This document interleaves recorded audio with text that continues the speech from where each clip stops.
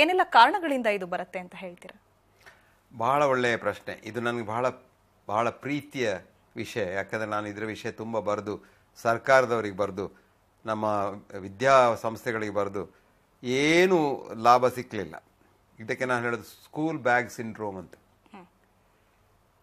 ಚಿಕ್ಕ ಮಗು ಬಹಳ ಬುದ್ಧಿವಂತ, ಆಲ್ಮೋಸ್ಟ್ ಎ ಜೀನಿಯಸ್. ಶಾಲೆಗೆ ಹೋದ ಕೂಡಲೇ ಅದು ಈಡಿಯಟ್ ಆಗ್ತದೆ. ಶಾಲೆಗೆ ಹೋಗುವವರೆಗೆ ಅದು ಜೀನಿಯಸ್. ಯಾಕೆ ಅಂದರೆ ಶಾಲೆಗೆ ಹೋದ ನಂತರ ಈ ಪುಸ್ತಕದ ಬದನೆಕಾಯಿಯನ್ನು ಅವರ ತಲೆಗೆ ಹಾಕಲಿಕ್ಕೆ ಪ್ರಯತ್ನ ಮಾಡೋದು. ಇದು ಯಾವ ಒಳ್ಳೆ ಇದಕ್ಕೆ ಈ ವಿದ್ಯೆ ಅಂತ ನನಗೆ ಅರ್ಥ ಆಗೋದಿಲ್ಲ. ಈ ವಿದ್ಯೆಯಿಂದ ಯಾವ ಲಾಭ? ಈ ವಿದ್ಯೆಯಿಂದ ಅವನಿಗೆ ಆಲೋಚನಾ ಶಕ್ತಿ ಹೆಚ್ಚಾಗ್ತದೆ? ಇಲ್ಲ. ಅವನು ಬುದ್ಧಿವಂತನಾಗ್ತಾನೆಯೇ? ಇಲ್ಲ. ಅವನೇನು ಮಾಡ್ತಾರೆ, ಅದನ್ನು ಪ್ಯಾರೆಟ್ ಬಾಕ್ಸ್ ರಿಪೀಟ್ ಆಗ್ತಾನೆ, ಅದನ್ನು ಮಾಡ್ತಾನೆ. ಆದರೆ ಎಲ್ಲ ವಿಷಯಗಳನ್ನು ಮರೆತು ಬಿಡ್ತಾನೆ, ಬೇರೆ ಇಲ್ಲ ಆಲೋಚನೆಯನ್ನೇ ಮರೆತು ಬಿಡ್ತಾನೆ, ಆಲೋಚನೆ ಶಕ್ತಿಯನ್ನು ಮರೆತು ಬಿಡ್ತಾನೆ. ಕ್ಯೂರಿಯಾಸಿಟಿ ಹೋಗ್ತದೆ. ಕ್ಯೂರಿಯಾಸಿಟಿ ಹೋಯ್ತು ಅಂದರೆ ಮತ್ತೆ ವಿದ್ಯೆ ಇಲ್ಲ. ಮತ್ತು ವಿದ್ಯೆಗೆ ಏನು ಇರಬೇಕು? ವಿದ್ಯೆಯಲ್ಲಿ ಸ್ವಲ್ಪ ಜ್ಞಾನದ ಒಟ್ಟಿಗೆ ಅವನಿಗೆ ಸ್ವಲ್ಪ ಮಾರಲ್ಸ್, ಎಥಿಕ್ಸ್ ಕೂಡ ಕಲಿಸ್ಬೇಕು. ಅವನನ್ನು ಮನುಷ್ಯನಾಗಿಸಬೇಕು. ವಿದ್ಯೆ ಬರೇ ಒಂದು ಕೆಲಸ ಸಿಕ್ಕಲಿಕ್ಕೆ, ಸಂಬಳ ಸಿಕ್ಕಲಿಕ್ಕೆ ಅಲ್ಲ. ವಿದ್ಯೆ ಒಂದು ಮನುಷ್ಯನನ್ನು ಒಂದು ದೇಶದ ಪ್ರಜ್ಞಾವಂತ ಪ್ರಜೆಯಾಗಿ ಪರಿವರ್ತಿಸಬೇಕು. ಆ ಪ್ರಜ್ಞಾವಂತ ಪ್ರಜೆಗೆ 2 ಲಕ್ಷಣಗಳಿವೆ. ಒಂದು, ಕೆಲಸ ಮಾಡುವಂಥ ಒಂದು ಹುರುಪು. Do I want to go to work or do I have to go to work ಅಂತ. ನಾನು I want to go to work ಅಂತ ಹುರುಪು ಬರಬೇಕು. ಎರಡನೇದು, ಸಹಾಯ ಮಾಡಲಿಕ್ಕೆ, ಇನ್ನೊಬ್ಬರಿಗೆ ಸಹಾಯ ಮಾಡಲಿಕ್ಕೆ. ನಾವೆಲ್ಲ ಇಂಡಿಪೆಂಡೆಂಟ್ ಅಲ್ಲ. ನಾವು ಯಾರೂ ಈ ಭೂಲೋಕದಲ್ಲಿ ನಾನು ಒಬ್ಬನೇ ನನಗೇನು ಯಾರು ಸಹಾಯ ಬೇಡ ಅಂತ ಹೇಳಲಿಕ್ಕೆ ಸಾಧ್ಯವೇ ಇಲ್ಲ. ನೀನು ರಾಜನಾಗಿರ್ಬೋದು, ಯಾರು ಸಹಾಯ ಬೇಡ ಅಂತ ಹೇಳಿದರೆ ನೀನು ರಾಜನಾಗುವುದಿಲ್ಲ. ನಮಗೆ ಇನ್ನೊಬ್ಬರ ಸಹಾಯ ಇಲ್ಲದೆ ಈ ಲೋಕದಲ್ಲಿ ಇರಲಿಕ್ಕೆ ಸಾಧ್ಯ ಇಲ್ಲ. ಇನ್ನೊಬ್ಬರ ಸಹಾಯ ಬೇಕಾದರೆ ಇನ್ನೊಬ್ಬರನ್ನ ಪ್ರೀತಿ ಮಾಡಬೇಕು. ಅದನ್ನು ವಿದ್ಯೆಯಲ್ಲಿ ಕಲಿಸ್ಬೇಕು. ನಾವು ಕಲಿಸೋದಿಲ್ಲ. ಇವತ್ತ ಮಕ್ಕಳಿಗೆ ನಾವು ಇಲ್ಲಿ ಇರುವುದು ಬೇರೆಯವರಿಗಾಗಿ, ಪರೋಪಕಾರಾರ್ಥ ಮಿತಶರೀರಂ.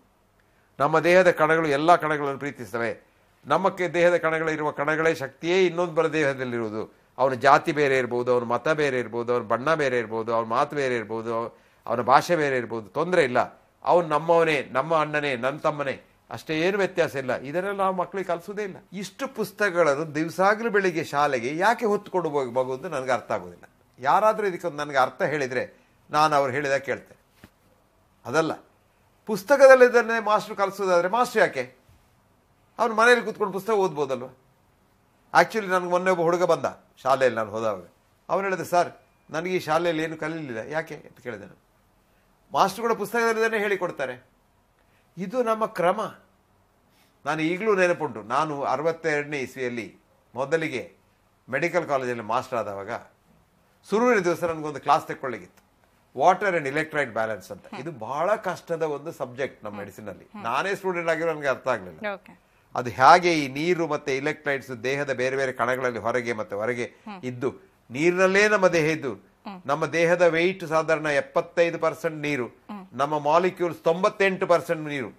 ಹೀಗೆ ಇದ್ದು ಕೂಡ ನಾವು ಹೇಗೆ ಬದುಕ್ತೇವೆ? ಆ ಒಂದು ನಿಮಿಷದಲ್ಲಿ ಎಷ್ಟು ಕೆಲಸ ಆಗ್ತದೆ? ಒಂದು ನಿಮಿಷದಲ್ಲಿ ನಮ್ಮ ದೇಹದಲ್ಲಿ ಸಾಧಾರಣ 3 ಬಿಲಿಯನ್ ಬೇರೆ ಬೇರೆ ಕೆಲಸಗಳು ನಡೀತವೆ. 3 ಬಿಲಿಯನ್. ಇದು ಹೇಗೆ ನಡೀತದೆ? ಈ ಮೆಷಿನ್ ಏನಾಗಿದೆ? ಇದನ್ನು ಅರ್ಥ ಮಾಡಿಕೊಳ್ಳೋಕೆ ಆಗಲಿಲ್ಲ. ನಾನು ಎನಿಸಿದೆ, ಈ ಪುಸ್ತಕದಲ್ಲಿ ಬರೆದೆಲ್ಲ ಸರಿ ಇಲ್ಲ. ನಾನು ಹುಡುಗರಿಗೆ ಸ್ವಲ್ಪ ಅದನ್ನು ತಿಳಿಯುವ ಹಾಗೆ, ಸುಲಭವಾಗಿ ಮಾಡಿ ಹೇಳುವ ಅಂತ ಹೇಳಿ ಭಾಳ ಪ್ರಯತ್ನಪಟ್ಟು ನಾನೊಂದು ಗಂಟೆ ಕ್ಲಾಸ್ ತಗೊಂಡು ಹೇಳಿದೆ, ನೋಡಿಪ್ಪ, ಎಲ್ಲಿ ನೀರು ಮೇಲೆ ಹೆಚ್ಚು ಒತ್ತಡದಲ್ಲಿದೆ ಅದು ಕೆಳಗಿನ ಒತ್ತಡಕ್ಕೆ ಹರಿಯುತ್ತದೆ. ಹಾಗೆಯೇ ದೇಹದಲ್ಲಿ ಎಲ್ಲಿ ನೀರಿನ ಮಾಲಿಕ್ಯೂಲ್ಸ್ ಹೆಚ್ಚಿದೆ ಅದು ನೀರಿನ ಮಾಲಿಕ್ಯೂಲ್ಸ್ ಕಮ್ಮಿ ಇಲ್ಲುವಲ್ಲಿ ಹರಿಯುತ್ತದೆ. ಅಷ್ಟೇ ಹೇಳಿದರೆ ಎಲ್ಲ ಅರ್ಥ ಆಯ್ತು. ಇಲ್ಲಿರೋ ಹೈಪರ್ ಆಸ್ಮೋಲಾರ್, ಹೈಪೋ ಆಸ್ಮೋಲಾರ್, ಸೆಮಿ ಪರ್ಮೇಬಲ್, ಹಾಗೆ ಆಗ್ತದೆ, ಹೀಗೆ ಆಗ್ತದೆ ಅಂತ ಅರ್ಥ ಆಗುದಿಲ್ಲ. ಅದನ್ನ ಬಾಯ್ಪಾಠ ಕಲಿಬೇಕು, ಬಾಯ್ಪಾಠ ಕಲಿತು ಹೇಳಬೇಕು. ಅದು ಕೂಡ ಸರಿ ಇಲ್ಲ. ಯಾಕಂದ್ರೆ ನಾವು ಕಲಿಸೋದವರಿಗೆ ಅದು ಒಂದು ಕ್ಯಾಪಿಲರಿ ಪ್ರೆಷರ್ ಉಂಟು, ಅದಕ್ಕೆ ಆರ್ಟಿರಿಯಲ್ ಎಂಡದ ಕ್ಯಾಪಿಲರಿ ಹೆಚ್ಚು ಉಂಟು, ವೀನಸ್ ಎಂಡದ ಕ್ಯಾಪಿಲರಿ ಕಮ್ಮಿ ಉಂಟು. ಅಲ್ಲಿ ಹೆಚ್ಚಾದ್ರಿಂದ ಅಲ್ಲಿ ಹೆಚ್ಚು ನೀರು ಹೊರಗೆ ಬರ್ತದೆ, ಇಲ್ಲಿ ಕಮ್ಮಿ ಇದ್ರಿಂದ ಕಮ್ಮಿ ನೀರು ಹೊರಗೆ ಬರ್ತದೆ. ಎಲ್ಲ ಸುಳ್ಳು. ನೀರು ಒಂದೇ ಲೆಕ್ಕದಲ್ಲಿ ಎಲ್ಲ ಕಡೆಯಲ್ಲಿ ಹೊರಗೆ ಬರ್ತದೆ. ಹೇಗೆ ಬರ್ತದೆ? ನೀರನ್ನು ನೀರು ಅಟ್ರಾಕ್ಟ್ ಮಾಡ್ತದೆ. ನೀರಿನ ಮಾಲಿಕ್ಯೂಲ್ ಎಲ್ಲಿ ಹೆಚ್ಚಿಗೆ ಅಲ್ಲಿಂದ ನೀರಿನ ಮಾಲಿಕ್ಯೂಲ್ ಎಲ್ಲಿ ಕಮ್ಮಿ ಉಂಟು ಅಲ್ಲಿ ಬರ್ತದೆ. ಬಹಳ ಸುಲಭ. ಎಲ್ಲ ಹುಡುಗರು ಅಂತ ಹೇಳಿ, ಸರ್ ಇಂಥದ್ದೊಂದು ಅದ್ಭುತಕ್ಕೆ ನಾವು ಕೇಳಲೇ ಇಲ್ಲ, ಇದು ಬಹಳ ಸುಲಭ, ನಮ್ಗೆಲ್ಲ ಅರ್ಥ ಆಯ್ತು ಅಂತ ಹೇಳಿ. ಇದನ್ನು ನಾನು ಬಹಳ ಪ್ರಯತ್ನ ಮಾಡಿದೆ. ನಾನು ನನ್ನ 60 ವರ್ಷದಲ್ಲಿ ನಾನು ಪ್ರಯತ್ನ ಮಾಡಿ ಬದಲಾಯಿಸಿದನ್ನು ಪುನಃ ನಾನು ರಿಟೈರ್ ಆದಗಳು ಅದನ್ನು ತಿರುಗಿ ಹಾಗೆ ಮಾಡ್ತಾರೆ. ನಾನು ಪರೀಕ್ಷಾ ಪದ್ಧತಿಯನ್ನು ಬದಲು ಮಾಡಲಿಕ್ಕೆ ನಾನು ಇಂಗ್ಲೆಂಡ್ನಲ್ಲಿ ಎಕ್ಸಾಮಿನ್ ಆದವಾಗ ಇದ್ದ ಸುಲಭದ ಮೆಥಡ್ ಇಲ್ಲಿ ತಂದು MD ಎಕ್ಸಾಮ್ಗೆ ಅಪ್ಲೈ ಮಾಡಿದೆ. ನಾನು ರಿಟೈರ್ ಆಗುವವರೆಗೆ ಅದೇ ನಡೀತಾ ಇತ್ತು. ನಾನು ರಿಟೈರ್ ಆದಗಳು ಪುನಃ ಬ್ಯಾಕ್ ಟು ಸ್ಕ್ವೇರ್ ಒನ್. ಹ್ಮ್ ಯಾಕಂದ್ರೆ ಅವರಿಗೆ ಅದು ಸುಲಭ, ಮಾರ್ಕ್ ಮಾಡ್ಲಿಕ್ಕೆ ಸುಲಭ. ಈ ಹೊಸ ಸಿಸ್ಟಮ್ ಮಾಸ್ಟ್ರಿಗೆ ಹೆಚ್ಚು ಕೆಲಸ, ಸ್ಟೂಡೆಂಟಿಗಲ್ಲ. ಅಂದ್ರೆ ಅದರಲ್ಲಿ ತಪ್ಪು ಮಾರ್ಕ್ ಮಾಡ್ಲಿಕ್ಕೆ ಆಗುದಿಲ್ಲ. ಅದರಲ್ಲಿ ಕ್ಲೋಸ್ ಮಾರ್ಕಿಂಗ್ ಸಿಸ್ಟಮ್ ಅಂತ ಬಹಳ ಕಷ್ಟ ಉಂಟದು. ಅದು ಯಾರಿಬೇಕು, ಸುಲಭ ಆಗ್ಬೇಕು ಇವರಿಗೆ. ಇವ ಪಾಸ್ ಆಗ್ಬೋದು, ಅವ್ರದ್ದೇ ಐಡಿಯಾ. ಇವ ಫೇಲ್ ಆಗ್ಬೇಕು, ಅವ್ರದ್ದೇ ಐಡಿಯಾ. ಹಾಗಾಗಿ ಯಾರು ಫೇಲ್ ಆಗ್ತಾರೆ, ಯಾರು ಪಾಸ್ ಆಗ್ತಾರೆ ದೇವರಿಗೆ ಗೊತ್ತು. ಇದೆಲ್ಲ ಬದಲಾಗುದು. ಯಾಕೆ ಬದಲಾಗುದಿಲ್ಲ ಅಂದ್ರೆ ಪುಸ್ತಕಗಳಿಂದ. ಪುಸ್ತಕ ಹೆಚ್ಚಾಗ್ತಾ ಹೋಗ್ತದೆ, ಪ್ರತಿ ದಿವಸ ಪುಸ್ತಕ ಹೆಚ್ಚು. 1ನೇ ಕ್ಲಾಸ್ ಕಿಂಡರ್ ಗಾರ್ಡನ್ ಮಗುವಿಗೆ ಒಂದು 4 kg ಪುಸ್ತಕ. ಹೌದು ಸರ್. ಅದು ಕೆಲವು ಶಾಲೆಯಲ್ಲಿ ಮಾಸ್ಟರ್ಗಳು ಎಷ್ಟು ಕ್ರೂರಿಗಳು ಅಂದ್ರೆ ಪ್ರತಿ ಪುಸ್ತಕವನ್ನು ಪ್ರತಿ ದಿವಸ ಅವ್ರು ಹೊತ್ಕೊಂಡು ಬರ್ಬೇಕು. ಹೌದು, ಅವ್ರ ಕ್ಲಾಸಸ್ ಇರ್ಲಿ, ಕ್ಲಾಸ್ ಇಲ್ಲದೆ ಇರ್ಲಿ. ಇದು ಏನಾಗ್ತದೆ ಅಂದ್ರೆ ಚಿಕ್ಕ ವಯಸ್ಸಿನ ಎಲುಬು, ಅದು ಬೆಳೆಯುವ ಎಲುಬು, ಅದರಲ್ಲಿ ಇನ್ನೂ ಎಪಿಫಿಸಿಸ್ ಫ್ಯೂಸ್ ಆಗ್ಲಿಲ್ಲ, ಅದು ಬೆಂಡ್ ಆಗ್ತದೆ, ಗೂನ್ ಬೆನ್ ಆಗ್ತದೆ. ಮತ್ತೆ ಆ ಪುಸ್ತಕವನ್ನು ಹಿಂದೆ ಹಾಕೊಂಡು ಇದರಲ್ಲಿ ರಿಸರ್ಚ್ ಮಾಡಿದೆ, ನಾನು ರಿಸರ್ಚ್ ಮಾಡಿ ನೋಡಿದೆ. ನಾನು ಮೊನ್ನೆ ಇತ್ಲಾಗೆ ಅಮೆರಿಕದಲ್ಲಿರುವಾಗ ಒಂದು ಸ್ಟಡಿ ನೋಡಿದೆ. ತಲೆಯ ಮೇಲೆ ಭಾರವನ್ನು ಇಟ್ಟುಕೊಂಡು ಹೋದ್ರೆ, ಅದನ್ನು ಸರಿ ತಲೆಯಲ್ಲಿ ಬ್ಯಾಲೆನ್ಸ್ ಮಾಡಿದ್ರೆ, ನಿನ್ನ ದೇಹದ 70% ತೂಕವನ್ನು ನೀನು 1 ಕ್ಯಾಲೋರಿ ಖರ್ಚಿಲ್ಲದೆ ತಲೆಯಲ್ಲಿ ಹೊತ್ಕೊಂಡು ಹೋಗ್ಬೋದು. ನೀನಿಗೆ 60 ಕಿಲೋ ಆದ್ರೆ 40 ಕಿಲೋವನ್ನು 40ರಿಂದ 50 ಕಿಲೋದ ಸಾಮಾನನ್ನು ತಲೆಯಲ್ಲಿ ಇಟ್ಟುಕೊಂಡು ಬ್ಯಾಲೆನ್ಸ್ ಮಾಡಿದ್ರೆ ಏನು ಖರ್ಚಿಲ್ಲ ನಿನಗೆ. ಅದನ್ನೇ ಕೈಯಲ್ಲಿ ಇಟ್ಕೊಂಡು ಹೋದ್ರೆ ಕ್ಯಾಲರಿ ಬೇಕು, ಅದು ಎನರ್ಜಿ ಬೇಕು, ಊಟ ಮಾಡಿದ್ದೆಲ್ಲ ಅದಕ್ಕೆ ಹೋಗ್ತದೆ, ಹಾರ್ಟಿಗೆ ಸ್ಟ್ರೈನ್ ಉಂಟು, ಎಲ್ಲ ಉಂಟು. ಇದು ತಲೆಯಲ್ಲಿ ಏನಿಲ್ಲ. ಇದು ಯಾರು ಹೇಳಿಕೊಟ್ರು ಬಿಜಾಪುರದವರಿಗೆ? ಯಾರು ರಿಸರ್ಚ್ ಹೇಳಿಕೊಟ್ಟಿದ್ದಾರೆ? ಇದು ಅಲ್ಲ, ಅವರ ಅನುಭವ. ಇದು ಅನುಭವ. ಅದು ಸಣ್ಣ ಕಟ್ಟಿರ್ಲಿ, ದೊಡ್ಡ ಕಟ್ಟಿರ್ಲಿ, ಏನೇ ಇರ್ಲಿ, ತಲೆ ಮೇಲೆ ಉಂಟು ಅವರು. ಅದು ತಲೆ ಮೇಲೆ ಇಟ್ಕೊಂಡು ಬಹಳ ಚೆನ್ನಾಗಿ ವಾಕ್ ಮಾಡಿ ಹೋಗ್ತಾರೆ ಅವರು. ಅದನ್ನ ನೋಡ್ಲಿಕ್ಕೆ ಒಂದು ಚಂದ.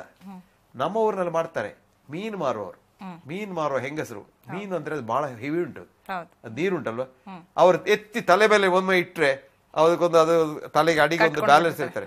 ಅದು ಬ್ಯಾಲೆನ್ಸ್ ಅವ್ರು ಚೆನ್ನಾಗಿ ನೆಕ್ಕಾಡಿಕೊಂಡು ಮಾತಾಡಿಕೊಂಡು ಗಮ್ಮತ್ನಲ್ಲಿ ಏನು ಖರ್ಚಿಲ್ಲದೆ ಹೋಗ್ತಾರೆ.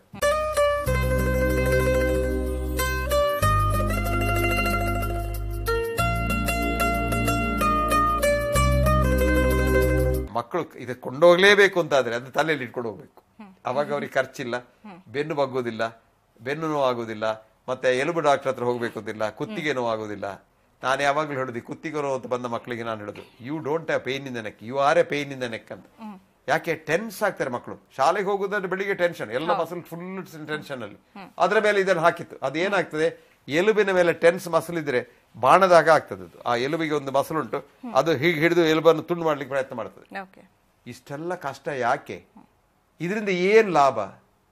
ಇದರಿಂದ ಯಾವ ಮನುಷ್ಯನಿಗೆ ಜ್ಞಾನ ಹೆಚ್ಚಾಗ್ತದೆ? ಪುಸ್ತಕದ ಇದ್ದು ಪುಸ್ತಕದ ಜ್ಞಾನ ಪುಸ್ತಕದಲ್ಲಿ ಇರಬೇಕು, ನಮ್ಮ ತಲೆಯಲ್ಲಿ ಜ್ಞಾನ ಬೇರೆನೇ ಇರಬೇಕು. ಕೆಲವು ಶಾಲೆ ನೋಡಿದೆ ನಾನು, ಅದಕ್ಕೆ ಪೆಸ್ಟೋಲೇಸಿ ಅಂತ ಹೇಳ್ತಾರೆ ಯುರೋಪ್ನಲ್ಲಿ. ಪುಸ್ತಕವೇ ಇಲ್ಲ. ನೀನ್ ಪುಸ್ತಕ ಹಿಡ್ಕೊಂಡ್ರೆ ಶಾಲೆಗೆ ಹೋಗ್ಲಿಕ್ಕಿಲ್ಲ.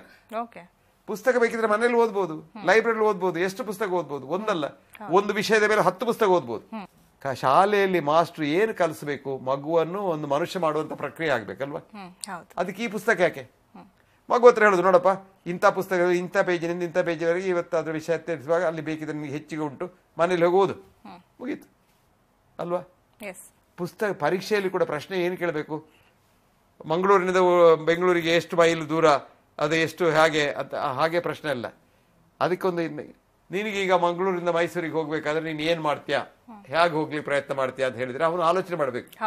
ನಾನು ಮಡಿಕೇರಿಯಲ್ಲಿ ಹೋಗ್ಲಿಯಾ, ನಾನು ಹಾಸನದಲ್ಲಿ ಹೋಗ್ಲಿಯಾ, ನಾನು ಹೀಗೆ ಹೋಗ್ಲಿಯಾ, ನಡ್ಕೊಂಡು ಹೋಗ್ಲಿಯಾ, ರೈಲ್ನಲ್ಲಿ ಹೋಗ್ಲಿಯಾ, ಆಲೋಚನೆ ಮಾಡಿ ಬರಬೇಕಲ್ಲ. ಅದಿಲ್ಲ.